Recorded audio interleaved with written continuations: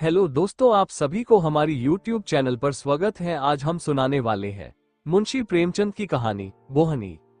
उस दिन जब मेरे मकान के सामने सड़क की दूसरी तरफ एक पान की दुकान खुली तो मैं बाग बाग हो उठा। इधर एक फरलांग तक पान की कोई दुकान न थी और मुझे सड़क के मोड़ तक कई चक्कर करने पड़ते थे। कभी वहां कई कई मिनट तक दुकान के सामने खड़ा रहना पड़ता था। चौराहा है, ग्राहकों की हरदम भीड़ रहती है। यह इंतजार मुझको बहुत बुरा लगता था। पान की लत मुझे कब पड़ी और कैसे पड़ी ये तो अब याद नहीं आता, लेकिन अगर कोई बना बनाकर गिलोरियां देता जाए तो शायद मैं कभी इनकार न करूं। आमदनी का बड़ा हिस्सा नहीं तो छोटा हिस्सा जरूर पान की भेंट चढ़ जाता है। कई बार इरादा किया कि पानदान खरीद लूं, लेकिन पानदान खरीदना कोई खलाजी का घर नहीं और फिर मेरे लिए तो हाथी खरीदने से किसी तरह कम नहीं है। और मान लो जान पर खेलकर एक बार खरीद लूं तो पानदान कोई परी की थैली तो नहीं कि इधर इच्छा हुई और गिलोरियां निकल पड़ी।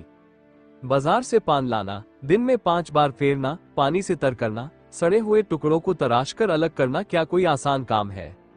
मैंने बड़े घरों की औरतों को हमेशा पानदान की देखभाल और प्रबंध में ही व्यस्त पाया है। इतना सरदर्द उठाने की क्षमता होती तो आज मैं भी आदमी होता।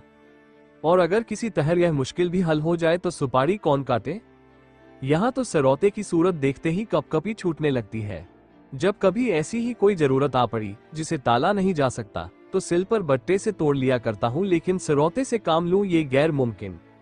मुझे तो किसी को सुपारी काटते देखकर उतना ही आश्चर्य होता है जितना किसी को तलवार की धार पर नाचते देखकर। और मान लो यह मामला भी किसी तरह हल हो जाए तो आखिरी मंजिल कौन फतह करे। कत्था और चूना बराबर लगाना क्या कोई आसान काम है। कम से कम मुझे तो उसका ढंग नहीं आता। जब इस मामले में वे लोग रोज गलतियां करते हैं तो इस कला में दक्ष हैं तो मैं भला किस खेत की मूली हूं। तमोली ने अगर चूना ज्यादा कर दिया ता कत्था और ले लिया, उस पर उसे एक डांट भी बताए, आंसू पूंछ गए। मुसीबत का सामना तो उस वक्त होता है जब किसी दोस्त के घर जाया, पान अंदर से आई तो इसके सिवाय की जान बूझकर मक्खी निगले, समझ बूझकर जहर का घूंट गले से नीचे उतारे और चारा ही क्या है। शिकायत नहीं कर सकते, सभ्यता बाधक होती है। कभी कभी पान मुंह में डालते ही ऐसा मालूम होता है कि जीभ पर कोई चिनगारी पड़ गई। गले से लेकर छाती तक किसी ने पारा गर्म करके उड़ेल दिया, मगर घुटकर रह जाना पड़ता है। अंदाजे में इस हद तक गलती हो जाए ये तो समझ में आने वाली बात नहीं।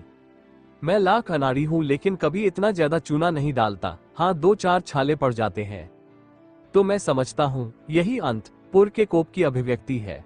आखिर वो आपकी जातियों का प्रोटेस्ट क्यों करे। खामोश बायकॉट से आप राजी नहीं होते, दूसरा कोई हथियार उनके हाथ में है नहीं।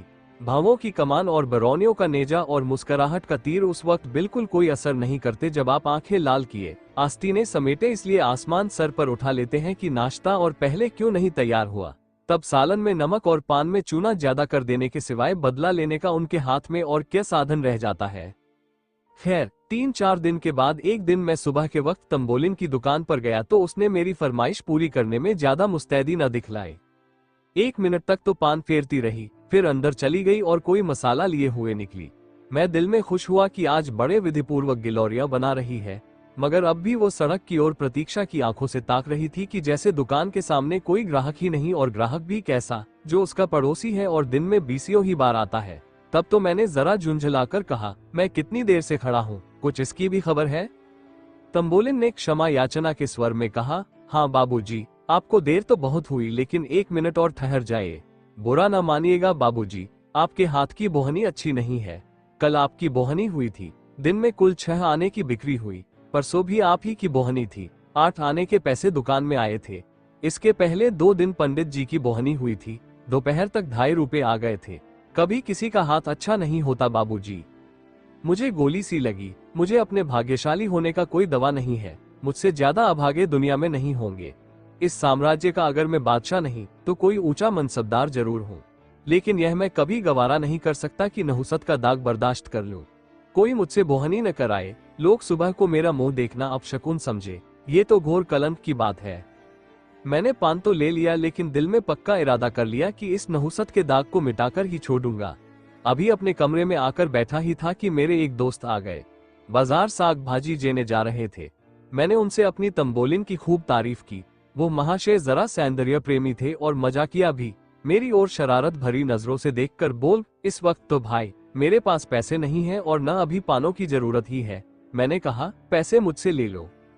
हाँ, यह मंजूर है, मगर कभी तकाजा मत करना, ये तो टेढ़ी खीर है। तो क्या मुफ्त में किसी की आंख में चढ़ना चाहते हो? मजबूर होकर उन हजरत को एक धोली पान के दाम दिए। इसी तरह जो मुझसे मिलने आया उससे मैंने तंबोलिन का बखान किया। दोस्तों ने मेरी खूब हंसी उड़ाई, मुझ पर खूब फप्तियां कसी, मुझे छिपे रुस्तम, भगत जी और न जाने क्या क्या नाम दिए गए, लेकिन मैंने सारी आफतें हंसकर टाली। ये दाग मिटाने की मुझे धुन सवार हो गई। दूसरे दिन जब मैं तंबोलिन की दुकान पर गया तो उसने फौरन पान बनाए और मुझे देती हुई बोली, बाबूजी, कल तो आपकी बोहनी बहुत अच्छी हुई, कोई 3.5 रुपये आए, अब रोज बोहनी करा दिया करो। 3-4 दिन लगातार मैंने दोस्तों से सिफारिशें की, तंबोलिन की स्तुति गाई और अपनी गिरह से पैसे खर्च करके सुरखरुई हासिल की। लेकिन इतने ही दिनों में मेरे खजाने में इतनी कमी हो गई कि खटकने लगी। ये स्वांग अब ज्यादा दिनों तक न चल सकता था, इसलिए मैंने इरादा किया कि कुछ दिनों उसकी दुकान से पान लेना छोड़ दूं। जब मेरी बोहनी ही न होगी तो मुझे उसकी बिक्री की क्या फिक्र होगी। दूसरे दिन हाथ मुंह धोकर मैंने एक इलायची खा ली और अपने काम पर लग गया। लेकिन मुश्किल से आधा घंटा बीता हो कि किसी की आहट मिली। आंख ऊपर को उठाता हूं तो तंबोलिन गिलोरिया लिए सामने खड़ी मुस्करा रही है। मुझे इस वक्त उसका आना जी पर बहुत भारी गुजरा, लेकिन इतनी बेमुरौवती भी तो ना हो सकती थी कि दुत्कार दूं। बोला, तुमने नाहक तकलीफ की, मैं तो आ ही रहा था। तंबोलिन ने मेरे हाथ में गिलोरिया रखकर कहा, आपको देर हुई? तो मैंने कहा, मैं ही चलकर बोहनी कराऊं। दुकान पर ग्राहक खड़े हैं, मगर किसी की बोहनी नहीं की। क्या करता, गिलोरिया खाई और बोहनी कराए। जिस चिंता से मुक्ति पाना चाहता था वो फर फंदे की तरह गर्दन पर चिपई हुई थी। मैंने सोचा था मेरे दोस्त 2-4 दिन तक उसके यहाँ पान खाएंगे तो आप ही उससे हिल जाएंगे और मेरी सिफारिश की जरूरत न रहेगी। मगर तंबोलिन शायद पान के साथ अपने रूप का भी कुछ मोल करती थी, इसलिए एक बार जो उसकी दुकान पर गया, दोबारा न गया। 1-2 रसिक नौजवान अभी तक आते थे, वह लोग एक ही हंसी में पान और रूप दर्शन दोनों का आनंद उठाकर चलते बने थे। आज मुझे अपनी साख बनाए रखने के लिए फिर पूरे 1.5 रुपये खर्च करने पड़े। बधिया बैठ गई। दूसरे दिन मैंने दरवाजा अंदर से बंद कर लिया, मगर जब तंबोलिन ने नीचे से चीखना, चिल्लाना और खटखटाना शुरू किया तो मजबूरन दरवाजा खोलना पड़ा।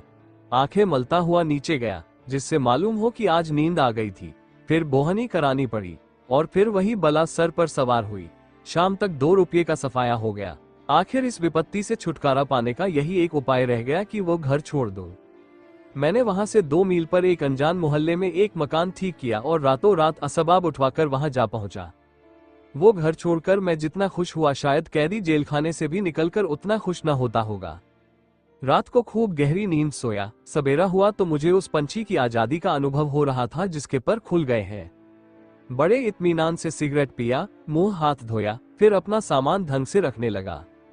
खाने के लिए किसी होटल की भी फिक्र थी, मगर उस हिम्मत तोड़ने वाली बला से फतेह पाकर मुझे जो खुशी हो रही थी उसके मुकाबले में इन चिंताओं की कोई गिनती न थी। मुंह हाथ धोकर नीचे उतरा। आज की हवा में भी आजादी का नशा था, हर एक चीज मुस्कुराती हुई मालूम होती थी। खुश खुश एक दुकान पर जाकर पान खाए और जीने पर चढ़ ही रहा था कि देखा वो तंबोलिन लपकी जा रही है। कुछ न पूछो उस वक्त दिल पर क्या गुजरी, बस यही जी चाहता था कि अपना और उसका दोनों का सिर फोड़ लूं। मुझे देखकर वो ऐसी खुश हुई जैसे कोई धोबी अपना खोया हुआ गधा पा गया हो, और मेरी घबराहट का अंदाजा बस उस गधे की दिमागी हालत से कर लो। उसने दूर ही से कहा, वाह बाबूजी, वाह, आप ऐसा भागे कि किसी को पता भी न लगा। उसी मोहल्ले में एक से एक अच्छे घर खाली है। मुझे क्या मालूम था कि आपको उस घर में तकलीफ थी, नहीं तो मेरे पिछवाड़े ही एक बड़े आराम का मकान था। अब मैं आपको यहाँ न रहने दूंगी, जिस तरह हो सकेगा आपको उठा ले जाऊंगी। आप इस घर का क्या किराया देते हैं? मैंने रोनी सूरत बनाकर कहा, 10 रुपये। मैंने सोचा था कि किराया इतना कम बताऊं जिसमें ये दलील उसके हाथ से निकल जाए। इस घर का किराया 20 रुपये है, 10 रुपये में तो शायद मरने को भी जगह न मिलेगी। मगर तंबोलिन पर इस चकमे का कोई असर न हुआ। बोली, इस जरा से घर के 10 रुपये आप 8 ही दीजिएगा और घर इससे अच्छा ना हो तो जब भी जी चाहे छोड़ दीजिएगा। चलिए, मैं उस घर की कुंजी लेती आई हूँ, इसी वक्त आपको दिखा दूं। मैंने त्योरी चढ़ाते हुए कहा, आज ही तो इस घर में आया हूँ, आज ही छोड़ कैसे सकता हूँ, पेशगी किराया दे चुका हूँ। तंबोलिन ने बड़ी लुभावनी मुस्कुराहट के साथ कहा, 10 ही रुपये तो दिए हैं, आपके लिए 10 रुपये कौन बड़ी बात है। यही समझ लीजिए कि आप न चले तो मैं उजड़ जाऊंगी। ऐसी अच्छी बोहनी वहाँ और किसी की नहीं है। आप नहीं चलेंगे तो मैं ही अपनी दुकान यहाँ उठा लाऊंगी। मेरा दिल बैठ गया, यह अच्छी मुसीबत गले पड़ी। कहीं सचमुच चुड़ैल अपनी दुकान न उठा लाए। मेरे जी में तो आया कि एक फटकार बताऊं, पर जबान इतनी बेमुरौवत न हो सकी। बोला, मेरा कुछ ठीक नहीं है, कब तक रहूं, कब तक न रहूं। आज ही तबादला हो जाए तो भागना पड़े। तुम न इधर की रहो न उधर की। उसने हसरत भरे लहजे में कहा, आप चले जाएंगे तो मैं भी चली जाऊंगी। अभी आज तो आप जाते नहीं। मेरा कुछ ठीक नहीं है तो मैं रोज यहाँ आकर बोहनी करा लिया करोगी। इतनी दूर रोज आओगी? हाँ चली आऊंगी, 2 मील ही तो है। आपके हाथ की बोहनी हो जाएगी। ये लीजिए गिलोरिया लाई हूँ, बोहनी तो करा दीजिए। मैंने गिलोरिया ली, पैसे दिए और कुछ गश किसी हालत में ऊपर जाकर चारपाई पर लेट गया। अब मेरी अक्ल कुछ काम नहीं करती कि इन मुसीबतों से क्यों कर गला छुड़ाऊं। तब से इसी फिक्र में पड़ा हुआ हूँ। कोई भागने की राह नजर नहीं आती। सुरखरू भी रहना चाहता हूँ, बेमुरौवती भी नहीं करना चाहता और इस मुसीबत से छुटकारा भी पाना चाहता हूँ। अगर कोई साहब मेरी इस करुण स्थिति पर मुझे ऐसा कोई उपाय बतला दे तो जीवन भर उसका कृतज्ञ रहूंगा।